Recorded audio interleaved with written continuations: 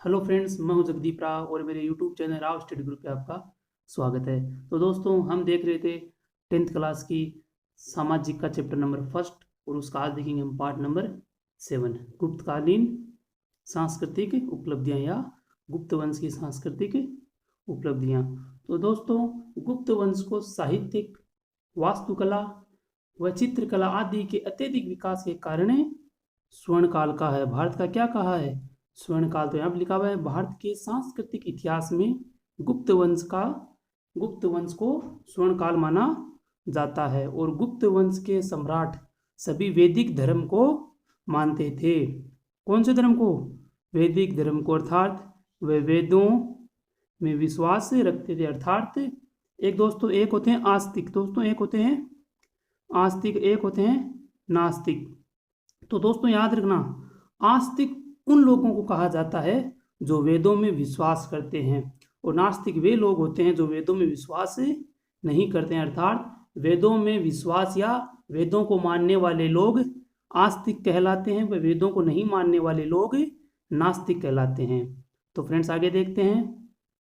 समुद्रगुप्त व कुमार गुप्त ने अश्वमेध यज्ञ करवाया था। दोस्तों, गुप्त शासकों में से समुद्रगुप्त व कुमार गुप्त ने अश्वमेध यज्ञ करवाया था। और चंद्रगुप्त द्वितीय, दोस्तों चंद्रगुप्त द्वितीय जिन्होंने विक्रमादित्य की उपाधि धारण की थी, उनके काल में एक चीनी यात्री फाहियान आया था। कौन आया था दोस्तों? फाहियान आया था। और फाहियान के ही विवरणों में गुप्त साम्राज्य को सुशासित व अपराध की दर कम आदि का वर्णन मिलता है। आदि का वर्णन मिलता है कहाँ से? फाहियान के विवरण या वृत्तांतों से। तो दोस्तों साथ ही साथ इस वंश के शासकों ने बौद्ध धर्म, दोस्तों बौद्ध धर्म व जैन धर्म का भी विकास किया था। गुप्त शासकों ने बौद्ध व जैन धर्मों को भी प्रश्रय दिया था। आगे देखते हैं दोस्तों। गुप्त साम्राज्य की राजकाज की भाषा, अर्थात उनका जो भी राजकीय कार्य होता था वह संस्कृत भाषा में होता था। दोस्तों संस्कृत भाषा में इनका राजकाज या इनकी राजकीय भाषा क्या थी? संस्कृत थी। और इनके गुप्तकालीन साम्राज्य में जो साहित्य रचा गया उनमें से देखो दोस्तों, कालिदास द्वारा लिखा गया नाटक अभिज्ञान शकुंतलम, कालिदास द्वारा लिखा गया महाकाव्य रघुवंशम, मृच्छकटिकम जो कि शूद्रक द्वारा लिखा गया नाटक है, और विशाखदत्त द्वारा लिखा गया मुद्रा राक्षस, जिसके अंतर्गत चंद्रगुप्त मौर्य को निम्न जाति का माना गया है। आगे देखते हैं फ्रेंड्स। सुविख्यात कोशाकार अमर सिंह हैं, जिन्होंने अमरकोश की रचना की थी। यह भी गुप्त काल से संबंधित है।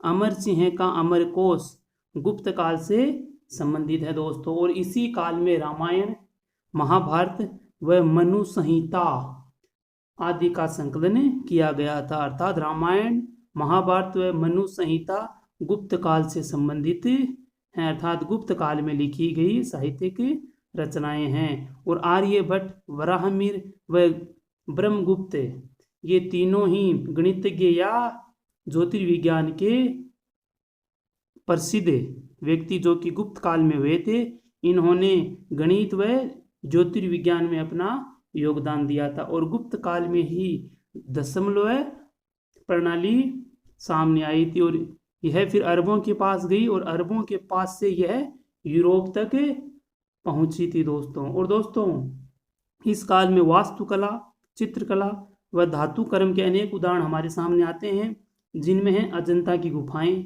जो कि अपने शैल चित्रों के कारण प्रसिद्ध हैं। उनके शैल चित्र आज भी उसी चमक के साथ हैं जैसे कुछ ही वर्ष पहले के हों। और दिल्ली का लोहा स्तंभ जिस पर अभी तक जंग नहीं लगा है, वह इसीलिए अपने काल की धातु कर्म का अच्छा उदाहरण है।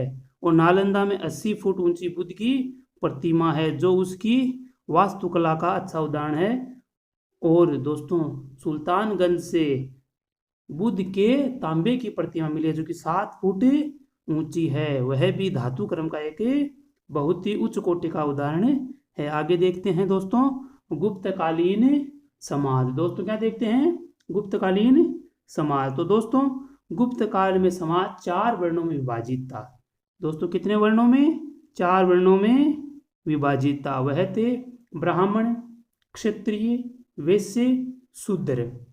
ब्राह्मणों को समाज में सर्वोच्च स्थान प्रदान किया गया था और उनका कार्य था वेदों का अध्ययन करना, वेदों का अध्यापन कार्य करवाना, यज्ञ में पुरोहित की भूमिका निभाना व दान दक्षिणा लेना।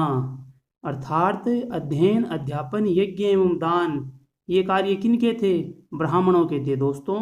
और क्षत्रिय जो कि इनका समाज में दूसरे नंबर पर स्थान था, ये राज्य की रक्षा करते थे शत्रुओं से, ये राज्य या राष्ट्र की रक्षा करते थे शत्रुओं से। और दोस्तों तीसरे स्थान पर आते हैं वैश्य, जो कि व्यापार वाणिज्य से संबंधित सभी कार्य कौन संभालते थे, वैश्य। और अंतिम है शूद्र, जिन्हें समाज में सबसे नीचा स्थान दिया गया था। वह उपरोक्त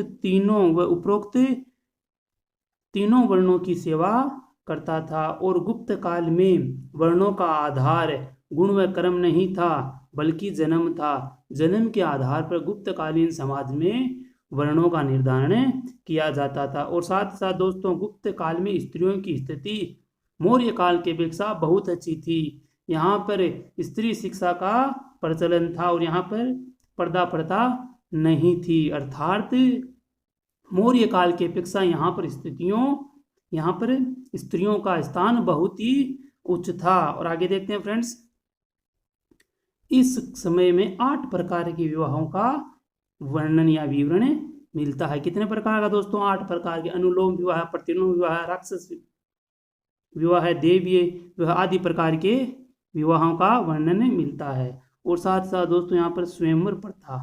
देखो दोस्तों यहाँ पर स्वयंवर से यह तात्पर्य है कि किसी राजकुमारी द्वारा दरबार में बुलाए गए सभी राजकुमारों या राजाओं में से अपने वर का चुनाव स्वयं द्वारा करना ही स्वयंवर प्रथा थी। अर्थात वहां पर स्त्री या राजकुमारी अपनी सोच या अपनी इच्छा अनुसार अपना वर चुनती थी, यही स्वयंवर प्रथा थी। और दोस्तों यहाँ पर जिस दंपति को पुत्र नहीं था, अर्थात उसके पुत्र की मृत्यु हो जाती थी, तो पुरुष की संपत्ति में पुरुष के बाद प्रथम अधिकार किसका होता था, उसकी पत्नी का। तो इसके आधार पर हम देख सकते हैं कि मौर्य काल के स्थान पर गुप्त काल में स्थित स्त्रियों की स्थिति काफी अच्छी थी। दोस्तों आगे देखते हैं, नया वंश है वर्धन वंश। कौन सा दोस्तों, वर्धन वंश। वर्धन वंश की स्थापना पुष्यभूति ने की थी 6वीं शताब्दी में दिल्ली के पास थानेश्वर में। और यह पुष्यभूति शिव का उपासक था। किसका उपासक था दोस्तों, शिव का। और इसे पुष्यभूति वंश को वर्धन वंश भी कहा गया है। दोस्तों इस वंश में प्रमुख रूप से 3 राजा हुए, प्रभाकर वर्धन, राज्यवर्धन, हर्षवर्धन। और दोस्तों यहाँ हर्षवर्धन सबसे प्रतापी राजा हुआ था। दोस्तों तो आगे देखते हैं, यहाँ पर एक राजा है शशांक का वर्णन किया गया है इसके अंदर। यह शशांक वही राजा है जिसने बोधि वृक्ष को कटवा दिया था। दोस्तों कौन से वृक्ष को, बोधि वृक्ष को। वही वृक्ष जहाँ पे गौतम बुद्ध को ज्ञान प्राप्त हुआ था। और इसने ही दोस्तों हर्ष के भाई राज्यवर्धन की हत्या कर दी थी। और उसकी बहन राजश्री की भी हत्या करनी चाहिए, लेकिन उसकी बहन ने अपनी रक्षा की और वह अज्ञातवास में चली गई। तो आगे देखते हैं दोस्तों, बंगाल के गौड़ शासक शशांक ने 606 ईस्वी में राज्यवर्धन का वध कर दिया। 606 ईस्वी में किसका वध कर दिया, राज्यवर्धन का। और उसी वक्त उसने हर्ष की बहन या राज्यवर्धन की बहन राजश्री की भी हत्या करनी चाहिए, परंतु राजश्री अज्ञातवास में चली गई थी और वह शशांक से बच गई। आगे देखते हैं, हर्षवर्धन जिसने 606 ईस्वी में अपनी गद्दी संभाली और 647 ईस्वी तक उसने राज किया। और मुख्य बात यह है दोस्तों, यहाँ पर हर्षवर्धन निसंतान था, अर्थात उसकी मृत्यु के बाद पुष्यभूति वंश या वर्धन वंश का अंत हो गया। दोस्तों किसका अंत हो गया, पुष्यभूति वंश का। अर्थात आपको पूछ सकता है वर्धन वंश या पुष्यभूति वंश का अंतिम शासक था, तो आप कहेंगे हर्ष या हर्षवर्धन। और दोस्तों हर्षवर्धन ने कामरूप के राजा भास्कर वर्मा के साथ एक संधि की और उसके तहत उसने शशांक के विरुद्ध युद्ध लड़ा था। ओके फ्रेंड्स, आगे देखते हैं। चालुक्य नरेश पुलिकेशन द्वितीय, इसकी जानकारी हमें ऐहोल अभिलेख से मिलती है। दोस्तों यहाँ पर हर्षवर्धन को पराजित किया था किसने? पुलिकेशिन द्वितीय ने। किस नदी के तट पर? दोस्तों किस नदी के तट पर? नर्मदा नदी के तट पर। और इस युद्ध में हार के कारण ही हर्षवर्धन अपना साम्राज्य का विस्तार दक्षिण भारत में नहीं कर पाया था। किसने हराया था? पुलकेशिन द्वितीय ने। ओके फ्रेंड्स, आगे देखते हैं। हर्ष के साम्राज्य का विस्तार किन किन स्थानों पे था, तो देखते हैं। उत्तर में हिमाच्छादित पर्वतों की ओर अर्थात हिमालय तक, दक्षिण में नर्मदा नदी तक, क्योंकि यहाँ पर पुलकेशिन द्वितीय ने हर्षवर्धन को हरा दिया था। पूर्व में गंजाम तक और पश्चिम में वल्लभी जो कि गुजरात में है, वहां तक हर्षवर्धन का राज्य का विस्तार था। और हर्षवर्धन के राज्य या थानेश्वर की राजधानी कहाँ थी दोस्तों? कहाँ थी? कन्नौज थी दोस्तों। कहाँ? कन्नौज। और हर्ष ने महाराजा धीराज की उपाधि भी ग्रहण की थी। हर्ष शिव व सूर्य का उपासक था, लेकिन धीरे धीरे इसका रुझान महायान बौद्ध की ओर होने लगा था।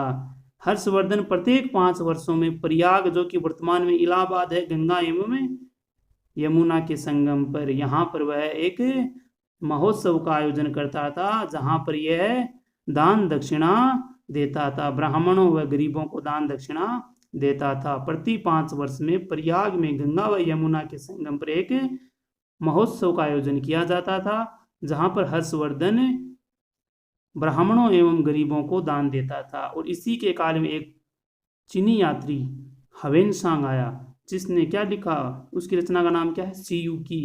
इसने हर्षवर्धन के काल के राज्य का वर्णन किया है। और दोस्तों आगे देखते हैं, हम थोड़ा सा मैप देख लेते हैं कि गुप्त साम्राज्य का विस्तार कहाँ तक था। तो दोस्तों ये जो हाईलाइट किया गया है, ये कलर जो हाईलाइट दिख रहा है आपको, ये पूरा ये गुप्त एम्पायर है दोस्तों, गुप्त साम्राज्य। और दोस्तों मैं आपको यही कहूँगा, आप जो भी साम्राज्य देखें, आप मैप जरूर देखें उसका। Okay friends, take care, bye bye.